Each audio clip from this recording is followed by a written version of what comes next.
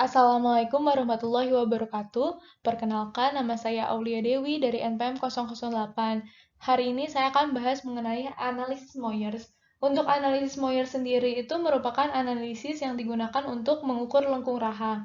Nah, lengkung rahangnya sendiri ini khusus pada masa mixed dentition. Atau masa mixed dentition itu saat gigi bercampur antara gigi permanen, ada juga gigi yang masih desidui, dan lain sebagainya. Key learning dari presentasi kali ini adalah untuk mempelajari instrumen yang digunakan seorang dokter gigi untuk mengukur dimensi dari gigi. Bisa dilihat dari segi panjang, tinggi, lebar, ketebalan, dan dalam skala milimeter. Selanjutnya saya akan bahas mengenai prosedur. Untuk prosedur analisis Moyer sendiri dibagi jadi dua. Ada untuk yang arch mandibular atau lengkung mandibula, dan ada yang untuk arch maxilla atau lengkung maksila. Untuk prosedur arch mandibular sendiri dibagi menjadi 5 tahapan. Yang pertama measure, lalu determine, lalu compute, lalu predict, dan yang terakhir hitung jumlah ruang tersisa. Tahapan pertama dari prosedur arch mandibular adalah measure atau pengukuran. Jadi di sini kita akan menggunakan suatu alat ukur gigi bernama Boley gauge. Nah, Boley gauge yang akan kita pakai itu yang bagian runcingnya. Jadi seperti kita menggunakan jangka sorong, kan juga menggunakan bagian runcingnya. Nah, selanjutnya yang pertama dalam penggunaan Boley gauge, kita akan mengukur lebar mesiodistal yang terbesar dari masing-masing 4 gigi insisal mandibula. Jadi 4 gigi insisal mandibula itu seperti sentral dan lateral dari masing-masing kiri dan kanan gigi mandibula. Nah, selanjutnya hasilnya kita catat di formulir mixed dentition analysis yang gambar formulirnya ada di slide selanjutnya. Di sini adalah tabel dari mixed dentition analysis, di mana kita akan menulis hasil dari pengukuran Boley gauge di dalam tabel-tabel ini. Seperti contohnya, setelah kita mengukur lebar dari incisor, lalu lebar dari cuspid dan bicuspid, dan lain sebagainya. Langkah yang kedua adalah langkah determine atau menentukan. Jadi di sini kita harus menentukan seberapa besar ruang yang diperlukan untuk jajaran incisor. Caranya yang pertama, kita akan menyeting alat ukur Boley gauge ke posisi yang sama dengan jumlah lebar gigi incisivus sentral kiri dan incisivus lateral kiri. Selanjutnya, kita harus menempatkan satu titik alat gauge di midline puncak alveolar atau di antara central incisor. Bisa dilihat gambar B, itu salah satu titik dari Boley gauge-nya itu ditempatkan di antara central incisor. Lalu, biarkanlah titik yang lainnya berada di sepanjang garis lengkung gigi yang ada di sisi kiri. Langkah selanjutnya adalah menandai di gipsum atau di gigi tempat di mana permukaan distal gigi incisivus lateral akan berada setelah diselaraskan. Selanjutnya, ulangi juga proses ini untuk bagian gigi kanan, karena tadi kan baru bagian gigi yang sebelah kiri. Selanjutnya, jika evaluasi cefalometri menunjukkan incisivus mandibula terlalu labial, ujung pengukur Boley bisa ditempatkan di garis tengah, tapi digerakkan secara lingual dalam jumlah yang cukup untuk menstimulasi tegaknya gigi incisivus seperti yang ditunjukkan oleh cefalometri. Selanjutnya, tahap ketiga adalah compute. Jadi compute sendiri itu kita harus menghitung jumlah ruang yang tersedia setelah pelurusan gigi incisor. Caranya yang pertama adalah kita mengukur jarak dari titik yang ditandai pada garis lengkung yang sudah dilakukan di langkah kedua tadi ke permukaan mesial molar pertama permanen. Lalu yang kedua, jarak yang diukur ini adalah ruang yang tersedia untuk gigi caninus dan 2 gigi premolar, serta untuk penyesuaian molar yang diperlukan setelah gigi insisornya disejajarkan. Nah, selanjutnya hasil-hasil dari pengukuran harus dicatat untuk kedua sisi pada formulir mixed dentition analysis. Tahap keempat adalah tahap predik atau memprediksi ukuran lebar gabungan mandibula cuspid dan bicuspid. Jadi biasanya digunakan untuk gigi caninus, premolar 1, dan premolar 2. Nah, untuk melakukan prediksi tersebut dilakukannya menggunakan tabel probabilitas seperti yang ada di gambar ini. Jadi untuk cara membacanya sendiri, kita bisa melihat dulu yang bagian A yang males, itu ada tulisan 5%. Jadi maksudnya itu 5% dan sebelahnya ada 17,5. Jadi dibacanya 5 orang ini mempunyai nilai 17,5 atau kurang. Kalau misalnya kita membaca yang lebih atas, yang 15%, itu berarti 15% itu include yang 5 yang di bawahnya. Jadi dibacanya 20% dari populasi memiliki prediksi angka maksimum 18,2 atau kurang. Jadi bisa kurang dari, tapi tidak bisa lebih dari. Nah, maka dari itu, Prediksi yang bawah atau prediksi yang 50% itu biasanya digunakan oleh klinisi atau dokter yang berpengalaman, sedangkan prediksi yang nilainya lebih tinggi seperti 75% itu digunakannya oleh orang yang tidak terlalu berpengalaman atau dia bisa saja tidak menggunakan cephalometry dan alat yang presisi. Nah, untuk kolom bagian kiri dari tabel mandibular ini, terdapat nilai yang berhubungan dengan jumlah lebar dari keempat insisornya.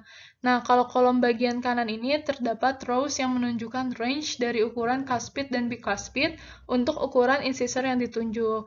Untuk contoh lainnya itu, misalnya gigi mol incisif itu lebar gabungannya 22 mm.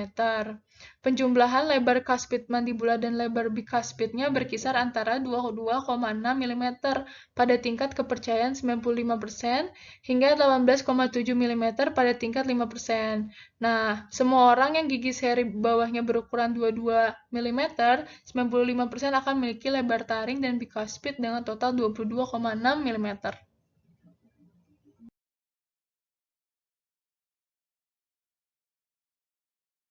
Nilai 75% ini dipilih sebagai perkiraan karena dianggap paling praktis dari sudut pandang klinis. Jadi contohnya seperti 3 kali dari 4 gigi taring dan bicuspid ini akan berjumlah 21,4 mm, sehingga hanya 5 kali dalam 100 gigi akan 1 mm lebih besar dari perkiraan yang dipilih, yaitu perkiraan 21,4 mm. Nah, seseorang itu harus menggunakan tingkat probabilitas 50% itu supaya setiap kesalahan kemudian akan didistribusikan secara merata dan secara klinis. Untuk tahap predik, selain long method, ada juga short method. Nah, untuk short method sendiri ini, dia metodenya lebih pendek dan kurang akurat. Jadi, dia tidak memungkinkan dimorfisme seksual dengan akurasi yang sama. Untuk cara short method sendiri itu, yang pertama, menambahkan lebar gigi seri rahang bawah, lalu dibagi dengan 2. Nah, nilai setelah dibagi duanya ini nanti diperoleh, lalu ditambahkan 10,5 mm. Ditambah ini untuk memprediksi gabungan lebar gigi taring dan bicuspid mandibula. Nah, kalau ditambah 11 mm ini untuk memprediksi lebar gabungan dari gigi taring dan bicuspid rahang atas. Setelah menggunakan metode short method atau long method, nilai estimasinya dicatat di mixed dentition analysis form. Untuk tahap kelima yaitu hitung jumlah yang tersisa. Jadi di sini kita harus menghitung jumlah ruang yang tersisa dari lengkung. Nah, fungsinya adalah untuk supaya kita dapat melakukan penyesuaian gigi molar. Jadi cara melakukannya adalah kita harus melakukan pengurangan perkiraan ukuran cuspid dan perkiraan ukuran bicuspid dari available space yang sudah diukur di lengkungan rahang setelah dilakukan penyusunan alignment gigi incisor. Nah, selanjutnya kita harus mencatat nilai-nilai hasil pengurangan dari kedua sisi, dan dari semua data yang telah terkumpul, lakukan penilaian assessment secara komplit situasi ruang di mandibula. Selanjutnya, saya akan membahas mengenai prosedur untuk bagian arch maxilla. Nah, prosedur ini sama seperti bagian arch mandibula, tapi yang membedakannya yang pertama, tabel probabilitas untuk memprediksi jumlah cuspid atas dan bicuspid itu berbeda. Lalu yang kedua, kelonggaran harus dibuat untuk koreksi overjet saat mengukur ruang yang akan ditempati oleh gigi incisor yang disejajarkan. Selanjutnya, di sini terdapat gambar dari mixed dentition analysis. Jadi untuk lokalisasi kekurangan ruang itu akan sangat membantu dalam pemilihan alat manajemen ruang. Dan selain itu, kita harus mempelajari radiografinya supaya kita bisa mengetahui tidak adanya gigi permanen, lalu kita bisa melihat malposisi perkembangan yang tidak biasa, dan juga kita bisa melihat kelainan bentuk mahkota. Untuk contohnya sendiri itu seperti bicuspid kedua mandibula, terkadang itu dia tidak memiliki dua katup lingual.